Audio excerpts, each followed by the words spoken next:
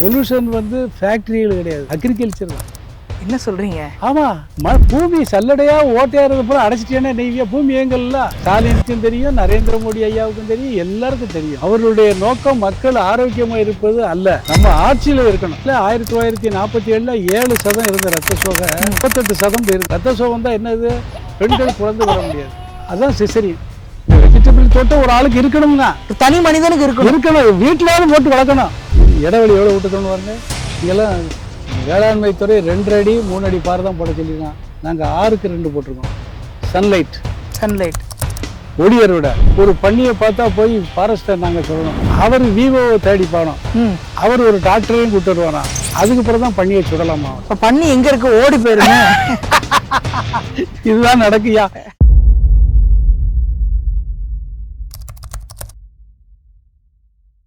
கோதை events நேயர்களுக்கு வணக்கம். இது வையத்தலைமைகள் வித் ஆர்ஜே லோகேஷ். இன்னைக்கு நம்ம யார் கூட பேச இருக்கிறோம் அப்படின்னு பார்த்தீங்கன்னா, ரொம்பவே சிறந்த மனிதர், இயற்கை விவசாயி ஐயா அந்தோணிசாமி அவர் தான் நம்ம கூட இருக்கிறாரு. அவர்கிட்ட நிறைய விஷயங்கள் இயற்கை விவசாயம் சார்ந்து நிறைய பேச இருக்கிறோம். வணக்கம் ஐயா, எப்படி இருக்கீங்க? நல்லா இருக்கேன் ஐயா. நல்லா இருக்கீங்களா? இயற்கை விவசாயம் அப்படின்னா முதல்ல நாங்கள் நம்மாழ்வார் ஐயாவை நிறைய பின்பற்றி இருக்கோம். அடுத்தபடியா நீங்க இப்போ நிறைய விஷயங்கள் சமூக வலைதளங்கள்ல சொல்லிக்கிட்டே இருக்கிறீங்க. எப்படி போயிட்டு இருக்கு இயற்கை விவசாயம் உங்ககிட்ட? அந்த 1956 நாங்கள் விவசாயத்துக்கு வந்து முதல்ல அமோனியம் சல்பேட், ஏன் நான் அதாவது இந்தியாவில் முதல்ல தயாராகிறது அமோனியம் சல்பேட் தான் முதல்ல. பிறகு யூரியா, பிறகு டை அமோனியம் பாஸ்பேட்டு, பிறகு உரங்கள், பூச்சிக்கொல்லிகள். உரங்கள் இல்லை, உரங்கள்னு சொல்லக்கூடாது, ஊக்குவிக்கி. அதாவது ஊக்குவிக்கிறது. உரம்னா வளப்படுத்துறது தான் உரம், வளப்படுத்துறது தான் உரம். இது உரம் கிடையாது. உரம்ங்க போர்வையில் மண்ணினுடைய வளங்களை கொண்டு அது சீக்கிரமா விளைச்சல் ஒரு போதை. மக்கள் இப்போ எப்படி போதைக்கு அடிமையாக இருக்காங்களோ அது மாதிரி முதல்ல போதையாகி நிறையா முதல்ல NPK, zinc, iron, copper, magnesium, potassium, boron, ferrous sulphate இவ்வளவும் போட்டு விவசாயம் பண்ணி நான் 1984 85 விவசாயமே பண்ண முடியாமல் மண் வளர்ப்பு இழந்து போச்சு. விவசாயமே பண்ண முடியாத இந்த விஷயங்கள் எல்லாம் எல்லாம் பண்ணி எல்லாத்தையும், அதாவது முதல்ல நல்லா இருந்துச்சு, பிறகு அதுக்கு பிறகு PK எல்லாம் போட்டு எல்லாம் போட்டு பயிர் நல்லா காமிக்கும். கடைசியில் அறுவடை பண்ணையில் புகையான் பூச்சி இதில் அரைச்சிட்டு போயிடும், ஒன்றும் கிடையாது. 84 விவசாயமே பண்ண முடியாத அளவுக்கு மண் வளம் போயிடுது. பிறகு இப்படியெல்லாம் போச்சுன்னா நானும் நோயாளி ஆகிட்டேன். என்னுடைய உடல்நிலை கெமிக்கல் மருந்து தெளிக்கிறது, உரத்துகளே பரிமாறி எல்லாம் போச்சு. என்னுடைய ஹீமோகுளோபின் 8 ஆகிப்போச்சு, உடம்புல உள்ளது 8 ஆகிப்போச்சு. ஒன்று நோயாளி, 2ஆம் தடவை விவசாயம் பண்ண முடியாமல் கடனாளி ஆகிட்டேன். 86 கம்ப்ளீட்டாக விவசாயமே பண்ண முடியல. இப்போ கம்ப்ளீட்டாக இயற்கையே விவசாயம் பண்ண முடியாது. இனிமேல் வாழ்ந்தால் இயற்கையோடு தான் வாழணும், இல்லைன்னா நமக்கு இந்த வாழ்க்கை தேவையில்லைன்னு தான் முதல்ல இயற்கை விவசாயம் பண்ணோம். முதல்ல உணவு, இந்த கழுத்தெலும்பு தேஞ்சு போச்சு, கீரை வகைகள், முள்ளங்கி, என்னெல்லாம் அந்த கால்சியம் அதிகம் இருக்கோ அந்த பயிரெல்லாம் பயிரிட்டு சாப்பிட்டு உங்களுக்கு தேவையானதை நீங்களே எங்களுக்கு தேவையான நான் தான். அதாவது அன்னைக்கு வச்ச நோயாளியானதுலேருந்து சீரிச்சோம். இனிமேல் வெளியிடு பொருள் நம்ம வீட்டுக்குள்ள வரக்கூடாது. ஏன்னா அந்த 85 86 எனக்கு வெளியீடு பொருள் செலவு NPK ஃபெர்டிலைசர் எல்லாம் சேர்த்து 42 லட்சம் ரூபா என் வீட்டை விட்டு வெளியில் போச்சு. 42 லட்சம் ரூபா என்னுடைய வீட்டை விட்டு புளியங்குடிக்கு போயிடுது, மதுரைக்கு போயிடுது. அதுக்கு பிறகு 86 87க்கு பிறகு எந்த பொருளுமே நான் பர்ச்சேஸ் பண்ணது கிடையாது. எந்த பொருளுமே வெளியிலேருந்து உள்ளே வாங்குதே கிடையாது. வீட்டுக்கு தேவையான காய்கறி, கீரை எதுவுமே வாங்க கிடையாது. நான் தான், அதாவது சூரிய ஒளி, சூரிய ஒளியை பயன்படுத்தி சூரிய ஒளியில் மகா சக்தி இருக்குது. ம். சூரிய ஒளியை பயன்படுத்தணும், காற்றை பயன்படுத்தணும், நீரை பயன்படுத்தணும். அந்த ஐம்பெரும் பஞ்சபூதம்னு சொல்லலாம்ல, அந்த இதில் முறை விஞ்ஞான பொருட்படி நீங்கள் பயிரிடணும். சரியாவில் இடைவெளி, ம். காற்றுக்கு மண்ணுக்கு எல்லாம் போட்டு நம்ம அந்த தேரியிலே என்னுடைய ஊரம் வச்சு முதல்ல குறைய வந்துச்சு. முதல்ல ஏக்கருக்கு 12 மூடை 14 மூடை தான் நெல் வந்துச்சு நெல் முதல் வருஷம். எல்லோரும் கேள்வி பண்ணாங்க, எல்லாம் தாங்க. படிப்படியாக கூடி வந்துடுது. கொஞ்சம் நாள் ஆக மண் வளத்தை இழந்துட்டோம். மண் வளம் ஆக ஆக தன்னாலே ஆனா பொதுவா ஒரு ஏக்கருக்கு எவ்வளவு மூட்டை நெல் வரும்? ஏக்கரு கிட்டத்தட்ட ஒரு 2 டன்னுங்கிறது 30 மூட்டை கிட்ட வரும். 30 மூட்டை இல்லைன்னா 30 மூட்டை குறைஞ்சி ஒரு 27 மூட்டை 28 மூட்டை வரும் சராசரியாக. படிப்படியாக கூடி மண் வளம் ஆக ஆக பழைய நிலை 7 வருஷம் கழித்து தான் மண்ணினுடைய வளம் சீராச்சு. என்னுடைய உடம்பு 3ஆவது வருஷம் 4ஆவது வருஷம் படிப்படியாக மண் வளமாகி அதில் சாப்பிட்ட பிறகு என்னுடைய தெம்பு முதல்ல மோட்ரு சைக்கிளுக்கு கூட ஓட்ட முடியாமல் இருந்தேன். பிற மோட்டர் சைக்கிள் ஓட்டினேன். அதாவது என்னுடைய நோய்களும் மறைஞ்சி ஆரோக்கியமாக இருந்து நல்ல நிர்வாகத்துக்கு நல்லா வந்துட்டோம். 2000க்கு மேலே ரொம்ப வேகமாக மண் வளம் கூடியது. அதாவது 86ல் இன்றைக்கி இந்தியாவினுடைய மண் வளம் 0.5 கீழே வந்துடுது. அதாவது 0க்கு புள்ளி கீழே வந்துடுது. ப்ளஸ் இருக்கணும். மைனஸில் போய்கிட்டு இருக்கு. அதாவது மண்ணினுடைய வளத்தை பூராமே போதை எடுத்து மண்ணினுடைய உயிர் மண் அங்கே வெறும் மண் கிடையாது, அது பெரிய தொழிற்சாலை. அதில் ஆயிரக்கணக்கான நுண்ணுயிர் இருந்து நமக்கு தேவையான சிங்கி அயன் போரான் எல்லாமே பயிருக்கு அது கொடுத்து பயிரிலிருந்து தான் நம்ம எடுத்து சாப்பிட்றோம். சொல்கிற மாதிரி ஒரு உயிருள்ள பொருள் தான். உயிருள்ள பொருளை பயிரை வச்சு நம்ம எல்லாம் நம்முடைய நீங்கள் 400 வருஷத்துக்கு முன்னால் சரித்திரத்தை எடுத்து பாருங்கள். இந்தியாவை எல்லா நாடும் படையெடுத்து தான் வந்திருக்கு. வளங்கள் இந்த இந்தியாவை படையெடுத்து வந்தது வளங்கள். இங்கே இருக்க கனிம வளங்களும் இங்கே இருந்து செல்வ செழிப்பு. இது இப்போ பஞ்ச பட்டினியாக நாடுகள் ஜனத்தொகை கூடி போச்சு, நாங்கள் அது போயிருது இது போயிருதுன்னு சொல்லி போதையை போட்டு தண்ணியில் 110 ppm நஞ்சாகி போச்சு. தண்ணியினுடைய நிலத்தடி நீர் ஒன்று வாங்கி போச்சு. மண்ணினுடைய பூச்சியினுடைய வேலையை, அதாவது ஏக்கம். இன்னைக்கு பொல்யூஷன் ஃபேக்ட்ரிகள் கிடையாது, அக்ரிகல்ச்சர் தான். என்ன சொல்கிறீங்க? ஆமாம், மண் வளம் இல்லையா. பூமி சல்லடையாக ஓட்டையாகிறது பூரா அடைச்சிட்டேன்னா நெய்வியா பூமி ஏங்கல்ல. ஆனால் ஒரு பக்கத்தில் ஃபேக்ட்ரினால தான் பொல்யூஷன் ஆகுது அப்படின்றாங்க. அது கம்மி. அதுக்கு நான் ஒரு உதாரணம் சொல்லுவேன். ஒரு இஸ்ரேலில் இருந்து ஒரு மூத்த விஞ்ஞானி எங்கள்கிட்ட தொடர்புல பேசுகிறார். காந்தி கிராமம் பல்கலைக்கழகத்தில் கேட்காரு, இந்த மாதிரி அந்தோணிசாமிங்கிறது 100க்கு 100 இயற்கை விவசாயம் பண்ணி பொருளை விற்கணும்னு சொல்லி இன்டர்நெட்டில் இருக்க, இது சாத்தியமா? அவருடைய வயல் எல்லாத்தையும் நாங்கள் ஆய்வு பண்ணலாமா அப்படின்னு காந்தி கிராமத்தில் அப்பாயின்மெண்ட் கேட்காங்க. ஒரு 2-3 நாள் கழித்து எனக்கு அந்த தகவல் வருது. நான் வாங்கன்னு சொல்லியாச்சு. வந்தாங்க. காந்தி கிராமத்துக்கு பல்கலைக்கழகத்தினுடைய தலைவர், அந்த இஸ்ரேலிய மூத்த விஞ்ஞானி, மொரீசியா நாட்டுடைய வேளாண்மை செக்ரட்டரி. நல்லா தெரிஞ்சுங்க, வேளாண்மை செக்ரட்டரி. மொரீசியா நாட்டை எக்ஸ்போர்ட்டர், ஏற்றுமதி பண்ணக்கூடியவங்க. இவங்க எல்லாம் டீமாக ஒரு இதை இன்ஸ்பெக்ஷன் பண்ணாங்க. உங்களுடைய நிலத்தை வராங்க. கேட்டு நான் கேட்கேன், உலகத்திலே குறைஞ்ச தண்ணியில் அதிகமாக உள்ள மகசூல் நீ எடுத்துக்கிட்டு இருக்க, என்னையை பார்க்கணும் என்ன இருக்குது, எதுக்காக என்னையை பார்க்க வரேன்னு. வெயிட், இப்போ இதுக்கு சொல்ல முடியாத பதில் வந்துட்டு முதல்ல மண்ணை ஆய்வு பண்ணாங்க. மண்ணெல்லாம் 12:30 மணிக்கு வண்டியை வயலில் இறங்கினாங்க. மண்ணை ஆய்வு பண்ணாங்க. மண்ணை ஆய்வு பண்ணிவிட்டு 2ஆவது தரம் டீனு நான் அவங்க 3 பேரும் போகிறோம். 12:30க்கு உள்ளே இறங்கிட்டாங்க. 2ஆவது தரம் கரும்பு தோட்டத்தை தான் பார்த்தாங்க. அதனுடைய லீஃப், அந்த தோகை, அதனுடைய ஸ்டெம்பில் சுக்ரோஸ் எவ்வளோ இருக்குது எல்லாத்தையும் ரீடிங் எடுத்து 2 ஆள் தான் பேசினார் அந்த ஆள். அந்த விஞ்ஞானி, இஸ்ரேல் விஞ்ஞானி, அந்த அக்ரிகல்ச்சர் எல்லோரும். நீ பாஸ் அப்படின்னாரு. என்னப்பா பாஸ் அப்படின்னோம். வெளியில் 32 செல்சியஸ் இருக்குது ம் வெப்பம். தோட்டத்தில் 28க்கும் கீழே இருக்குது. வெளியே வெப்பநிலையோட உள்ள கம்மியா இருக்கு. நான் இதுதான் சொன்னேன். பொல்யூஷன் இன்னைக்கு அக்ரிகல்ச்சர் தான். மண்ணினுடைய இயக்கத்தை எல்லாரும் நிப்பாட்டான். ம் இல்லைன்னா ஓட்ட ஒழுமா ஓசோன்ல மண் ஏங்குறான். இன்னைக்கு வந்து பூமியினுடைய அது எப்படி சொல்றீங்க? மண்ணுக்கும் மண்ணு வந்து நீங்கள் சல்லடையாக இருந்துச்சுன்னா பூமி குளிர்ந்துரும்ல. இப்போ நான் மட்டும் எப்படி 4 செல்சியஸ் என் இடத்துல குறையுது?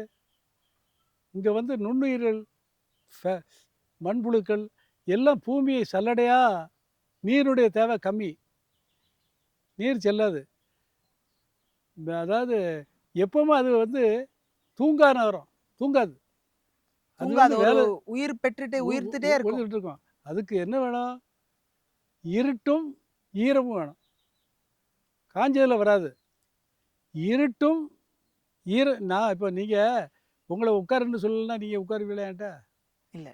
உங்களுக்கு அதுக்கு வேண்டிய என்ன இருக்குல்ல, ம் இந்த உள்ள அதுகளுடைய கழிவு வச்சுருக்கோம். ஆமாம். இதில் தண்ணியை போட்டுருவோம். ஆமாம். தண்ணியை போட்டால் ஈரமும் இருட்டும் அது வேலை செஞ்சுக்கிட்டே இருக்கும். அது உள்ள சும்மா இருக்காது. இல்லை, ஆனால் வெப்பம் தான் வேணும்னுவாங்க. வெப்பம் கிடையாது, இருட்டு தான் வேணும். இருட்டு தான் வேணும். அதுக்கு இருட்டும் ஈரமும் வேணும். விஞ்ஞானி எல்லாத்தையும் கேளுங்க. விஞ்ஞானமும் இருட்டு தான் வேணாம். காட்டில் ஃபாரஸ்ட்டில் குலைகள் தலைகள் விழுந்தா கார்பன் கூடிரும். ஏன்னா அங்கே இடையூறே கிடையாது. இடையூறு கிடையாது. அங்கே இடையூறே கிடையாது. அதான் ஃபாரஸ்ட்டு, திக் ஃபாரஸ்ட்டு சொல்லுதான். கேட்டீங்களா? இப்போ அதே மாதிரி இந்த மாதிரி போட்டு போட்டு போட்டு 20 வருஷம் 30 வருஷம் போட்டு போட்டு எங்கள் மண் வளம் ரொம்ப வளமாகி போச்சு. வளமாயிருது. 0.5-8% இந்தியாவில் வந்துடுது. நான் 0.1-1.35 போயிட்டேன். இந்தியாவினுடைய மண் வளம் எப்படி இருக்கு? இந்தியாவோட மண் வளம் தான் சைவர்னு சொல்லுதேன். 0.5-8 இப்போ தமிழ்நாடு 8க்கு ஓடியாந்துருது கீழே சைவர். அதாவது இப்போ போதையிலே போகுது. போதைனா நீங்கள் அந்த ஊக்குவிக்கி, அதாவது டிஏபி, பொட்டாசு, களைக்கொல்லி. களை எடுக்க வேண்டாம். நீங்கள் ஐயா தொழில் அடிச்சுட்டா களை எடுக்க வேண்டாம், தெளிச்சு விட்டா போதும். தெளிச்சு விட்டா போதும். ஏன்னா அது வந்து கொடிய விஷம், சிஸ்டமேட்டிக் பாய்சன், ஊடுருவி பாயக்கூடிய பாய்சன். ரொம்ப அது போகாது. அதோடு மட்டும் முடியாது, அது களையும் கொன்றும். பூமியில் இருந்து இந்த நம்ம நெல் பயிர் இருக்குல்ல, அந்த நெல்லோட அந்த அரிசியும் அங்கே பாய்சனை தான் வரும். இவ்வளோ சொல்கிறீங்க ஐயா. இதை நீங்கள் அரசாங்கத்துக்கு கொண்டு போனீங்களா? அரசாங்கம் இதெல்லாம் தெரியுதா? அரசாங்கத்துக்கு எல்லாருக்கும் தெரியும். இது ஸ்டாலினுக்கும் தெரியும், நரேந்திர மோடி ஐயாவுக்கும் தெரியும், எல்லாருக்கும் தெரியும். எல்லாருக்கும் தெரியும். அவர்களுடைய நோக்கம் மக்கள் ஆரோக்கியமாக இருப்பது அல்ல. நம்ம ஆட்சியில் இருக்கணும், ஆட்சியில் இருக்கணும். இது மக்கள்கிட்ட தான் இந்த உரிமை வேணும். மக்கள்கிட்ட விழிப்புணர்வு வேணும். நஞ்சில்லாத உணவு எனக்கு வேணும், நஞ்சில்லாத உங்களுக்கு கேட்க அதிகாரம் இருக்குது, உரிமை இருக்குது. உங்களுக்கு உரிமை இருக்குது. நீங்கள் ஏன் கேட்க மாட்டேங்க? 150 ரூபா எடுத்து சினிமா டிக்கெட் எடுத்துகிட்டு ஓடுதான். நஞ்சு எதை பார்த்தாலும். ரத்த சோகை சுதந்திரம் வாங்கையில் 1947 7% இருந்த ரத்த சோகை ரிப்போர்ட் நான் பேசுகிறது. நீங்கள் ரிப்போர்ட் இன்டர்நெட்டில் காலுங்க. எவ்வளோ இருக்குது இன்றைக்கி ரத்த சோகை? 58% போயிருது. 58%? ஆமாம். நாங்கள் ஒவ்வொரு வருஷமாக குறிச்சிக்கிட்டே இருக்கோம். போன வருஷம் 57 இருந்துச்சு, இப்போ 58 ஆயிடுது. ரத்த சோகம் தான் என்னது? பெண்கள் குழந்தை வர முடியாது, அதுதான் சிசரியன். மண் வளம் குறைய குறைய 40 வயசுலேயே எல்லாருமே ஆஸ்பத்திரியை கொண்டு சேர்த்துறோம். இங்கே மண்ணை வளம் குறைய குறைய ஆஸ்பத்திரியினுடைய கூட்டம். விஞ்ஞானம் ஒரு பக்கம் வளர்ந்தாலும் அந்த ஆஸ்பத்திரியெலாம் குறைக்கணும்னா மண் வளத்தை இருந்தால் தான், இதில் இருந்த பொருள் சாப்பிட்டா தான். அதோட அந்த இஸ்ரேல் விஞ்ஞானி கதை உங்கள்கிட்ட சொன்னீங்க, அதை குறையும் சொல்லியிருந்தேன். நீ எதுக்காக வந்தன்னு கேட்கேன். நீ எதுக்காக வந்த என்னைய? நீ உலகத்திலே பெரிய விஞ்ஞானிய, நீ எதுக்காக நீ பார்த்தோன்னா நீ குறைச்சிட்ட அப்படின்ட்டு வெளியில் வா அப்படின்ட்டு வெளியில் வந்தான். வெளியில் வந்துட்டு டீன்கிட்ட பார்த்து கேட்டான். டீன் காந்திகிராமம் தலைவர்கிட்ட கேட்டார். டாக்டர் ரங்கநாதன் பேரை சொல்லுதான். டாக்டர் ரங்கநாதன் ரொம்ப நல்ல மனுஷன், ரொம்ப சயின்டிஸ்ட்டு. டாக்டர், உங்களுடைய வெஜிடபிள் கார்டன் எங்கே இருக்குது அப்படின்னு கேட்டான். அவன் கேட்ட கேள்வி முதல்ல வெஜிடபிள் கார்டன் எப்படி இருக்குது அப்படின்னா சிரிச்சார். உங்கள்கிட்ட இல்லை. நீங்கள் எவ்வளவாவது பாய்சனை சாப்பிடுதியே, அதாவது உங்களுக்கு தெரியுமா? அதாவது அவருக்கு தேவையான காய்கறிகளை அவர் உற்பத்தி பண்ணல. பண்ணலை. அவர்கிட்ட இல்லை. அதுக்கு அதானே உங்கள் வெஜிடபிள் தோட்டம் ஒரு ஆளுக்கு இருக்கணுங்க. ஒரு தனி மனிதனுக்கு இருக்கணும். இருக்கணும், வீட்லையாவது போட்டு வளர்க்கணும். அதுதானே சொல்லுதான். அந்த ஒன்றை பார்த்த உடனே அவருக்கு சிரிச்சார். நீங்கள் மக்களை காக்கக்கூடிய அறிஞர், ம் நீங்கள் வேளாண்மை வித்தகர், நீங்கள் சாப்பிடல. அரசியல்வாதியும் சாப்பிடல. நீங்கள் எவ்வளவு பாய்சனை சாப்பிடுதீங்கன்னா சொல்லி இன்டர்நெட்டில் அடித்து ம் உலக சுகாதார மையத்தில் கேட்கான், எவ்வளவு நஞ்சை சாப்பிடுதியோ பாருங்க அப்படின்னு சொல்லி காட்டினான். 300 ppm. ஒரு சராசரி இந்தியன் அவன் அறியாமலே, நஞ்சுன்னு தெரியாது, அவனுக்கு நஞ்சுன்னு தெரியாது, அவன் அல்வா ஜிலேபி எல்லாம் நல்லா வக்கலன்னு விழுங்கி திங்கான். அவனை அறியாமலே 300 ppm. நீங்களே இப்போ அடித்து கேட்கலாம், உலக சுகாதார இதில் நீங்கள் அமைச்சு கேட்டீங்கன்னா 300 ppm நஞ்சை அவனை அறியாமலே உள்ளே போய்கிட்டு இருக்கு. இதை பற்றி நீங்கள் அறிஞனும் கவலைப்படலை, உங்களை ஆளக்கூடிய அரசியல்வாதியும் கவலைப்படலை. நான் எதுக்காக இவனை அந்தோணிசாமியை தேடி வந்திருக்கேன் தெரியுமா? அவன் 100க்கு 100 நான் பியூரா வச்சுருக்கோங்க. அது சாத்தியமானு பார்க்கும். மொரிசியாவில் மழைக்கு பஞ்சமே கிடையாது. வாரத்தில் 3 நாள் மழை வந்துடும். அவங்க கரும்பு மலையில் நட்டு 30 டன் எடுத்துக்கிட்டு இருந்தாங்க. 30 டன் எடுத்துக்கிட்டு இருந்தவங்க இப்போ கெமிக்கலை போட்டு போட்டு 10 டன்னுக்கு வந்துடுது. ஒரு வருஷத்துக்கு போட்ட கரும்பு மறு வருஷம் போட முடியல. அந்தோணிசாமி இன்டர்நெட்டில் 20-25னா அது சாத்தியமா? அதை பார்க்க வந்திருக்கான். இங்கே வந்து பார்த்தா அது பயமாக இருக்குது. நாங்கள் அவன் சொல்லுறதை விட இங்கே பயமாக இருக்குது. கரும்பு சக்ஸஸ்ஃபுல்லாக இருக்குது. அவங்க பார்த்துட்டு ஆச்சரியப்படுதான். அவங்களுக்காகவும் எனக்காகவும் வந்தேன். அவன் சக்ஸஸ்ஃபுல். சுக்ரோஸ் வந்து அவனுக்கு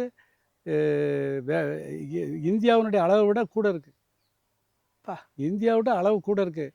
இது சக்ஸஸ் ஃபீல்டு அப்படின்னு சொல்லிட்டு, நீங்கள் மக்கள்கிட்ட விழிப்புணர்வு இல்லைன்னா உங்கள் இது நீங்கள் நோயாளி தேசம்ட்டு போனார். அவ்வளவு பெரிய நாட்டுக்காரர் வந்து கேட்டு அவரே சொல்லிட்டாரு, மக்கள்கிட்ட இந்த விழிப்புணர்வு இல்லைன்னா இந்தியா நோயாளி கேட்ட. நான் என்கிட்ட இருந்த டாக்குமெண்டேஷன் எல்லாத்தையும் பார்த்தாரு. பார்த்துட்டு ஒரு சாதாரண குக்கிராமத்தில் ஒரு படிப்பறிவு இல்லாத விவசாயி இவ்வளவு வச்சுருக்காரு. நீங்கள் அரசியல்வாதியும் அறிஞரும் மக்களுக்கு ஒரு பிரயோசனம் இல்லைன்ட்டு ஒரு 2 மணி நேரம் இருந்துட்டு போயிட்டாங்க. இதுக்கு மேலே வேறு என்ன செய்ய முடியும்? நீங்கள் மண் வளம் இருந்தால் தான் நாட்டில் இது பண்ண முடியும். இந்த 23% மரத்தை 33% இருக்குன்னா தண்ணீர் வந்துடும். மக்கள்கிட்ட நீர் இப்போ தட்டுப்பாடே வராது. கர்நாடகம் தண்ணி விடலை, அங்கே தண்ணி விடலை வருது. இதுக்கு மரங்களை நடணும். மரங்களை நடுறதுக்கு விவசாயிகளால் எதையும் செய்ய முடியாது. அரசு அந்த முன் வந்து அந்த அந்த திட்டத்தை நடத்தியதுக்கு இப்போ இந்த வருஷம் நல்ல ஒரு முடிவு பண்ணியிருக்காங்க. அதாவது மரக்கன்றுகள் கொடுத்து மக்களை பூரா நட சொல்லியிருக்காங்க. இதெல்லாம் 30 சுதந்திரம் நம்ம 1947 சொல்லியிருந்தால் கிட்டத்தட்ட இப்போ எவ்வளோ ஆச்சு? 80 வருஷம் கிட்ட ஆகிப்போச்சு. இப்போ எவ்வளோ மரங்கள் இருக்குங்கய்யா இந்தியாவில்? இந்தியாவில் இப்போ 17 அரசாங்க கணக்கு 23% இருக்குங்க. ஆனால் உண்மையிலே கிடைக்கிறது 17-18% தான் மரம் இருக்குது. அப்போ மிச்ச சதவீதம் இதெல்லாம் முள், காட்டில் மலையில் முள் இல்லை. இப்போ உங்கள் தலையில் மழை பெஞ்சா தண்ணி நிற்கும், என் தலையில் பெஞ்சா தண்ணி நிற்குமா?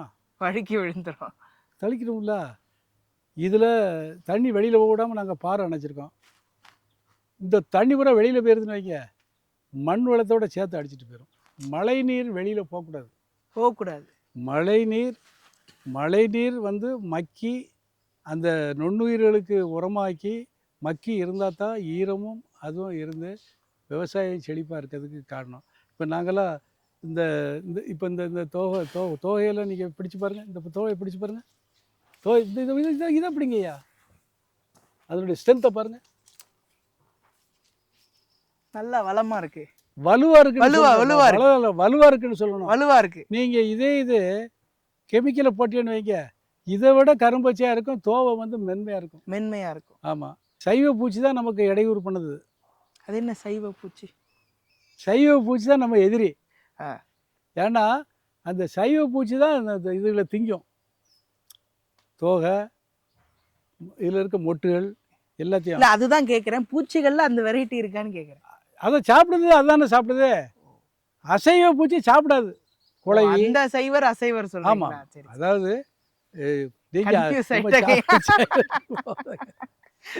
இது அந்த சைவ பூச்சி இருக்குல்ல, சைவ பூச்சி அசைவ பூச்சியை சாப்பிடாது.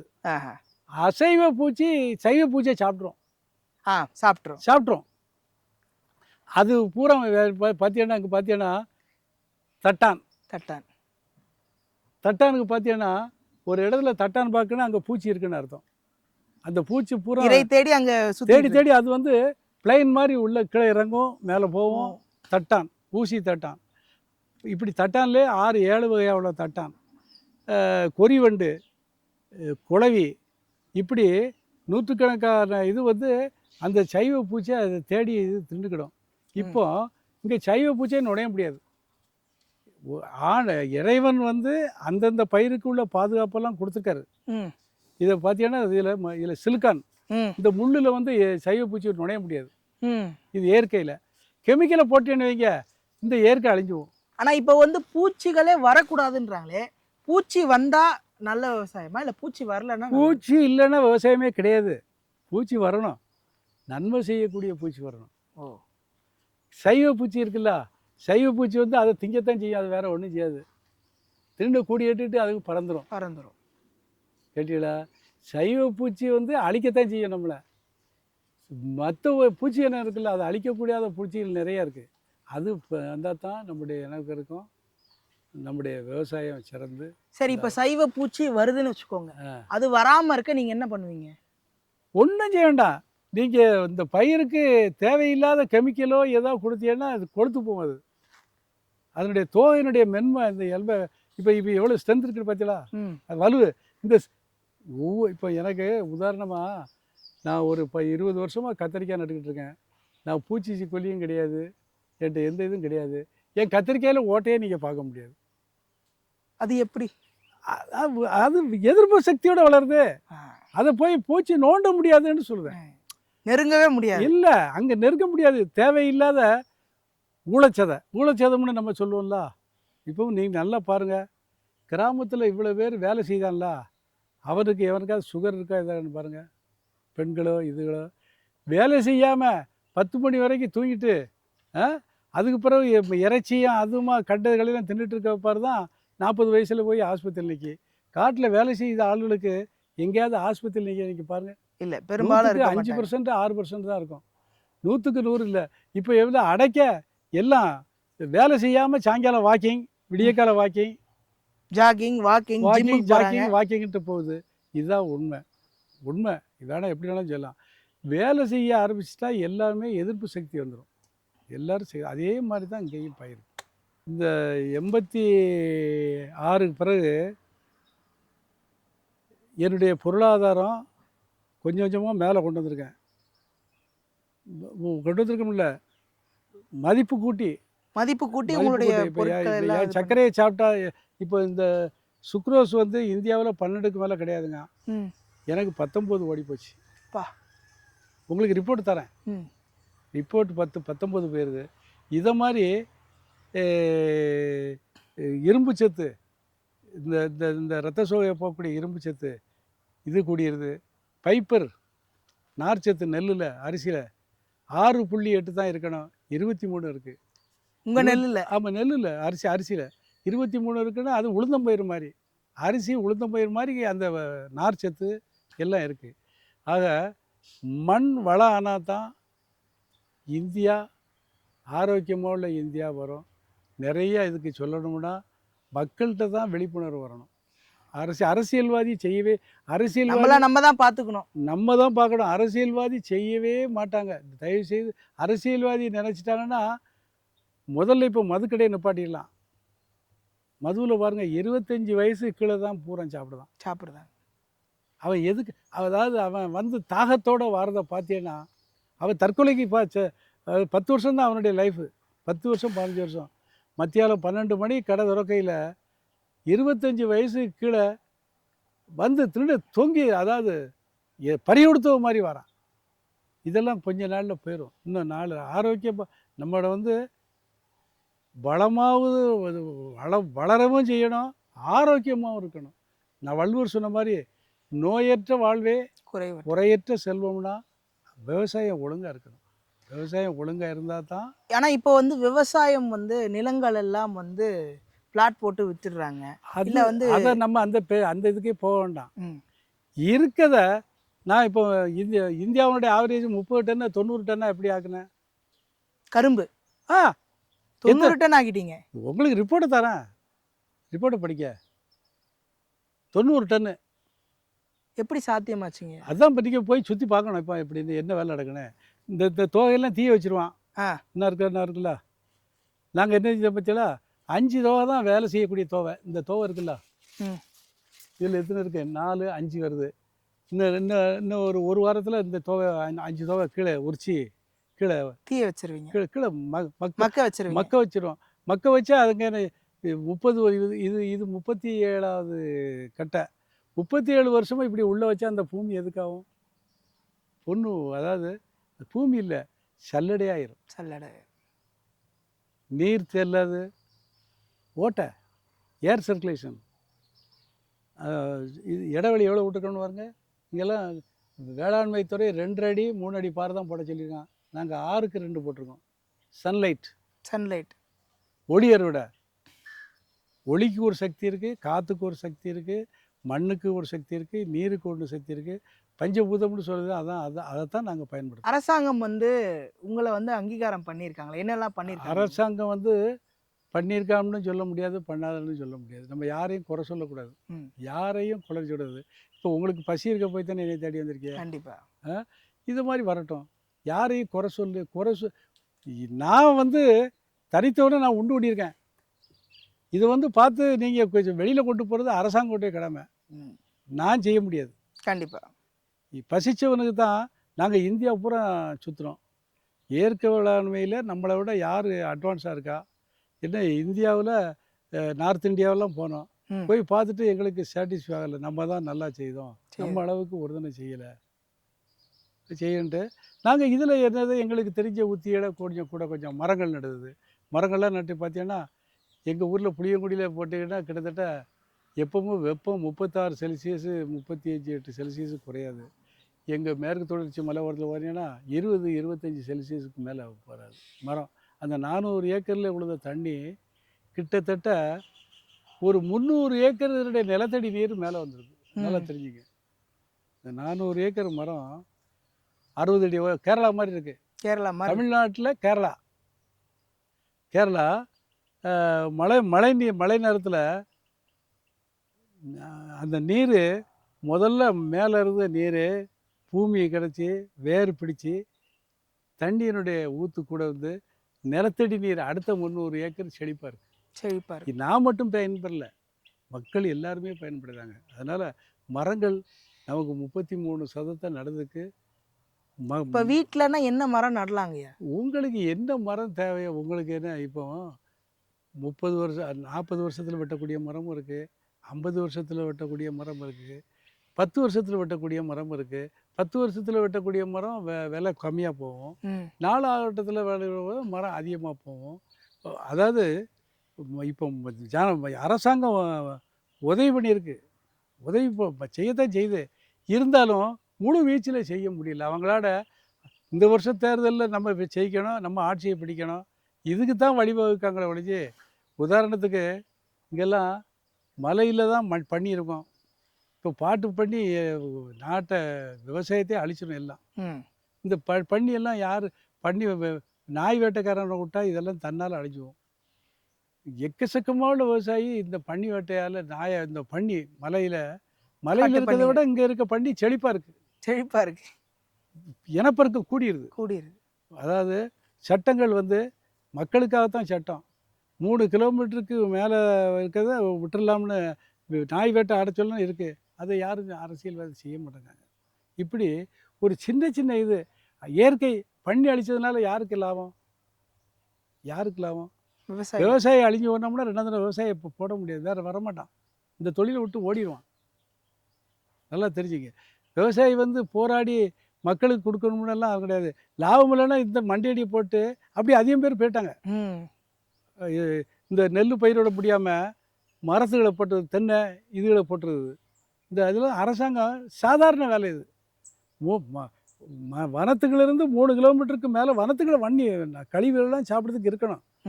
கிழக்க வருத கிழக்க வருது. பூரா நாட்டுப்புறம் அழிக்கிறதுக்கு அரசாங்கமே வழிதா. அதில் சட்டத்தை பார்த்தீங்கன்னா ஏமாத்து வேலை.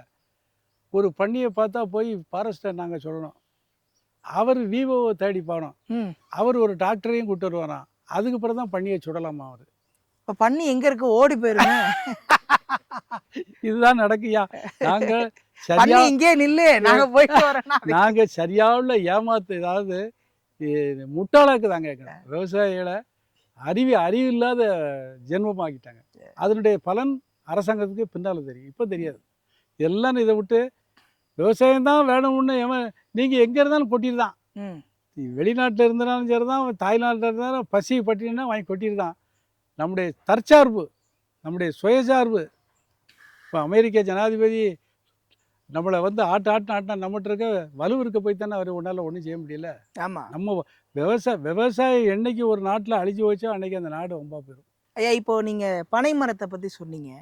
பனைமரம் வந்து அந்த இப்போ பனை எல்லாம் நான் கிட்டத்தட்ட நாங்கள் தண்ணியே இல்லாத வறட்சியை பிடிச்சி வச்சு வளரக்கூடிய மரம். அதனுடைய வேர் வந்து 40 அடி ஆழத்துக்கு கீழே போயிடும். கிட்டத்தட்ட அதனுடைய வயசு 100 வயசுக்கு மேலேக்காங்க. 6வது வயசும் 7வது வருஷம் காய்ச்சிரும். தண்ணீர் ரொம்ப தேவையில்லாத பொருள். அந்த பனையில் எந்த பொருளும் உபயோகமற்றது கிடையாது. எந்த பொருளும் கிடையாது. அதை பயன்படுத்தினா எல்லாம் வேலிடு. பனையில் அதிகம் இரும்பு சத்து உள்ள பொருள் இருக்கு. இந்த பனங்கற்கண்டு இதெல்லாம் கூட பயணி கிழங்கு எல்லாம் இருக்குது. அதனுடைய ஓலை நார் எல்லாமே அது வந்து வேஸ்ட்டே கிடையாது ஒரு பொருள். எல்லாத்தையும் விட மழை மேகம் வரையில் அதை ஈர்க்கக்கூடிய சக்தி அந்த பனை ஓலைக்கும் இலுப்பை மரத்துக்கு தான் ஃபஸ்ட் ப்ரிஃபரன்ஸ். புளியங்குடியில் கோமதநாய பிள்ளைன்னு ஒரு ஆள் இருந்தார். அவர் வந்து பொது வேலை தான் பூரா. நான் வீட்டுக்காக வேலை செய்ய மாட்டார். எழுத்தாற்றலில் பெரிய ஆள்.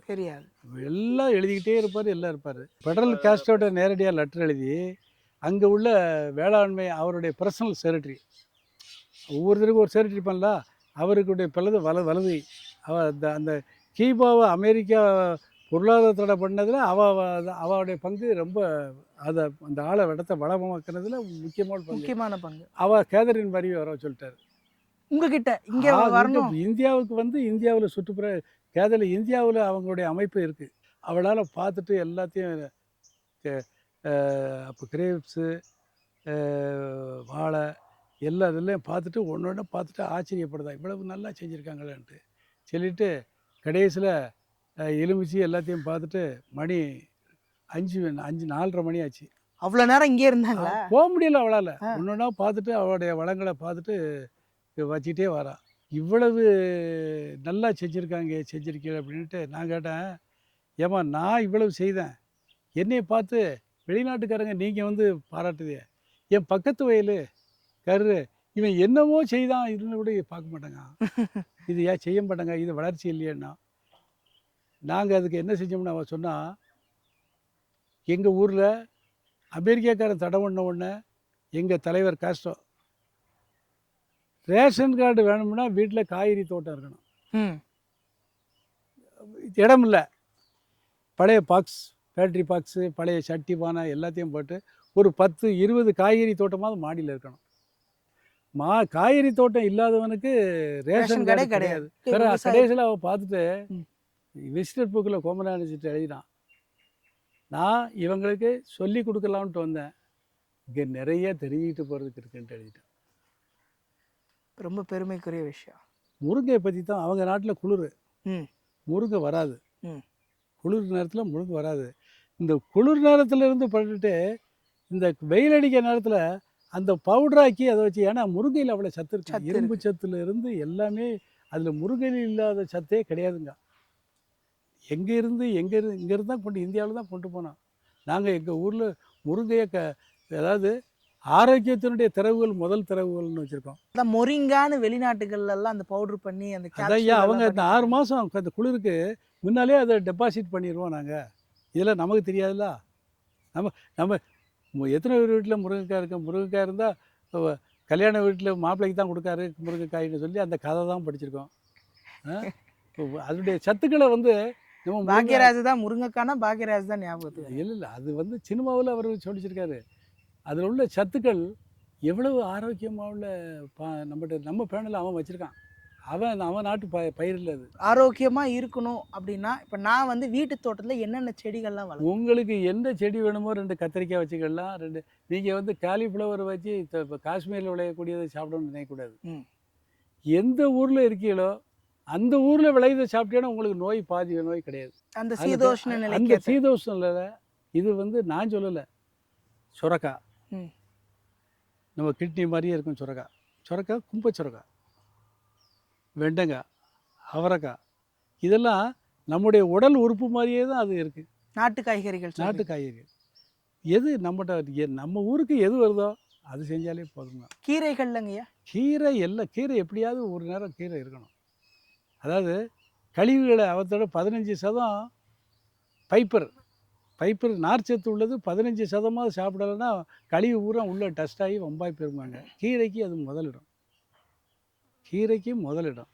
அதனால் கீரை இருக்கணும். கீரை வந்து எந்த கீரை தான் இல்லை, அரைக்கீரை, கீரையில் காட்டில் முளைக்க கீரை அவ்வளவு சாப்பிட்றதில்ல. எந்த கீரைனாலும் சாப்பிட்லாம்.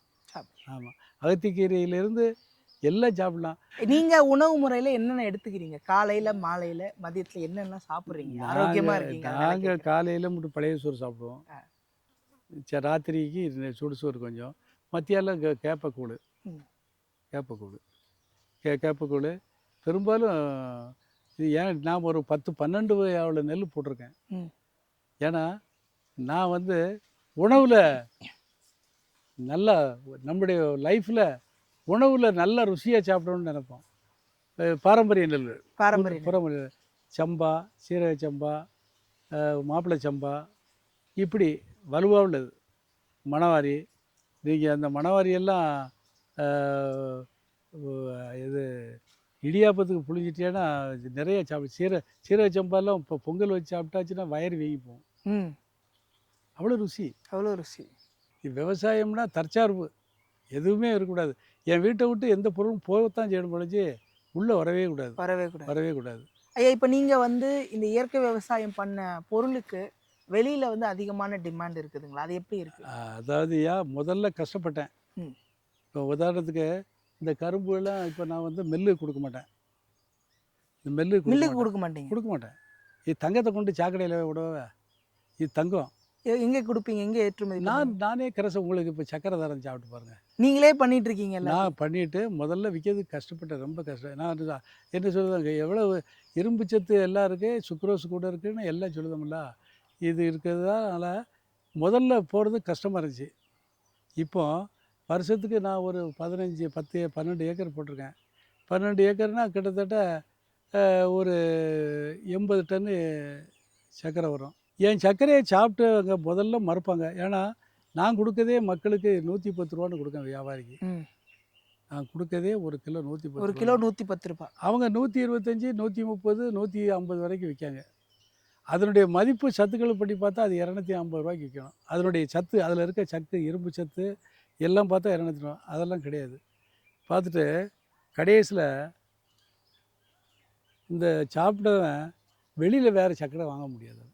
ஒரு தடவை இதை வாங்கிட்டு போயிட்டாருன்னா அவரால் வெளியில் வேறு எதுவுமே ஒவ்வொன்றே கேட்க முடியாது. இந்த சர்க்கரை தான் சாப்பிட முடியும்ட்டு பெரும்பாலும் எங்கள் பகுதிகளிலே அடிவிட்டு போகுது. பெங்களூருக்கு கொஞ்சம் போவோம், கேரளாவுக்கு கொஞ்சம் போவோம். என் சர்க்கரை இங்கேயே அடிபடியுமாக ஓடிப்போம். டன்னு 1 லட்ச ரூபாய்க்கு விற்கேன். இவங்கெல்லாம் சீனியை போட்டு எல்லா மக்களும் காய்ச்சி இப்போ சர்க்கரை கிடையாது, சீனியை இந்த இளங்கரும்புலேயே வெட்டி சீனியை போட்டு குத்து, அது சர்க்கரையே கிடையாது. அதாவது வெல்லமே கிடையாது. வெல்லம்ங்க போர்வையில் வேறு சீனி உள்ளே இருக்குது. உங்கள் உடலை பாதுகாக்கிறது உங்கள் கையில் தான் இருக்குது. அரசாங்கம் செய்யும்னு நினைக்காதங்க, அதை மாறி சொல்லுவேன். ஐயா, இப்போ நீங்கள் பண்ணிட்டு இருக்கீங்க இயற்கை விவசாயம். அடுத்தடுத்த தலைமுறைகள், சந்ததியினர்கள், அவங்களுக்கு நீங்கள் கற்று தந்துட்டு இருக்கீங்க. நான் கற்றுக்கிறதுக்கு வந்தால் இப்போ நீங்கள் என்னையை தேடி வர போய் தானே உங்கள்கிட்ட 1 மணி நேரம் இருக்கேன். கண்டிப்பாக என் வேலை வந்து நான் தூர் தாரி போய் இவங்களுக்கு சொல்லுறதுக்கு என் வேலை முடியாது. எந்த மக்கள் வந்தாலும் சொல்லுவோம், இப்படி பண்ணு, இதை செய்யுங்கன்னு. உள்ளே எப்படி வேலை செய்ய, இந்த இப்படி வேலை செய்த வேணால் எடுங்க. நீங்கள் உள்ள தோகையை உரித்து இப்படி எடுக்கிறது, இப்படி தான். இதுதான் முறை. இதுதான் ஐயா அதுக்கு ஒரு சாப்பாடு. அதுக்கு சாப்பாடு இங்கே தான். திரும்ப சொட்டு நீரை தூக்கி போட்டுருவோம். தூக்கி போட்டோம்னா அது சொட்டு சொட்டாக விழுந்து மக்கி இப்போ உரிச்சிட்டோம். 1 2 3 4 5 மூலி இருக்குது. இன்னும் அடுத்த 5 மூலி ஆன உடனே எண்ணெய் எடுத்து வச்சுருவோம். இப்படி 4 தடவை 5 உடனே 20 மூலி வரும். 20 மூலி இருந்தால் ஒரு கரும்பு 1.5 கிலோ 2 கிலோ வரும். இந்த 6க்கு 2 கிழமேல் கிழக்கிறது சூரிய உதயமாக இது. சூரிய ஒளி படுறதுனால இந்த பாரு தென்வடலை தான் இருக்கும். இந்த செடிக்கு செடி நெருக்க இருக்கும், அது பிரச்சனை இல்லை. இந்த இது ஒளி அறுவடை. வெயில் நேரத்தில் துணியை காய போடுங்க, 1 மணி நேரம் ஆகும். காற்றுல போடுங்க, அரை மணி நேரத்தில் காஞ்சிரும். நம்ம இருக்கிறது பூரா ட்ரை வேண்டாததை பூரா அடித்து காற்றை கொண்டு போகிறோம். அதுதான் சயின்ஸு, வேறு ஒன்றும் இல்லை. இப்போ ஆர்கானிக் அப்படின்ற பேரில் ஏசி இது ரூமில் போட்டு விற்றுக்கிட்டு இருக்காங்களே, அதை பற்றி என்ன நினைக்கிறேன்? வீட்டில் காய்கறி தோட்டம் இருந்தால் உனக்கு ருசி தெரியும். நான் எப்படி எனக்கு கத்திரிக்காய், வெண்டைக்காய், பூசணிக்காய், தடியங்காய் எல்லாம் நாங்கள் போட்டிருக்கோம். எங்கிட்ட சாப்பிட்டுட்டு நாங்கள் வெளியில் வாங்கி சாப்பிட முடியாது. எங்களால் அது அதனுடைய ருசியே வேறு. இது இந்த கரும்பு வந்து நான் 86 சைவர் 32ன்னு ஒரு ரகம் கோயம்புத்தூரில் கண்டுபிடிச்சாங்க. அவங்க கண்டுபிடிச்சதில் முதல்ல போட்டது இப்போ வரைக்கும் 34 வருஷம் ஓடிடுது. அதில் கலப்படம் அதிகம் ஆகிப்போச்சு. இப்போ பிரீடர் சீட் விஞ்ஞானி வந்து அவங்ககிட்டயே வாங்கிட்டு வந்து ஒத்த கரும்பு மூலமாக நான் பார்த்தா ஒன்று போல் பாருங்கள், எங்கேயாவது பாருங்கள் கரும்புல வேரியேஷனே தெரியாது. ஒரே கரும்பு ஒரே மாதிரி தெரியும். சரிங்கய்யா, நிறைய விஷயங்கள் பகிர்ந்துக்கிட்டோம். ரொம்ப வந்து நீங்க சொன்ன செய்திகள்லாம் எங்களுக்கும் சரி மக்களுக்கும் சரி ரொம்ப உபயோகமா இருக்க போகுது. இதே மாதிரி நீங்க வந்து நிறைய வருடங்கள் உங்களுடைய நீலாயுள் நிறை செல்வத்தோட நல்லா நீங்க ஆரோக்கியமா இருக்கீங்க. என்ன சொல்ல போனா நாங்களும் உங்களை போலவே ஆரோக்கியமா இருந்து உங்களை நீங்க தொடர்ந்து நிறைய விஷயங்கள் எங்களுக்கு சொல்லிட்டே இருக்கணும் அப்படின்னு சொல்லி மகிழ்ச்சியோடு நன்றியோடு விடைபெறுகிறோம். நன்றிங்க.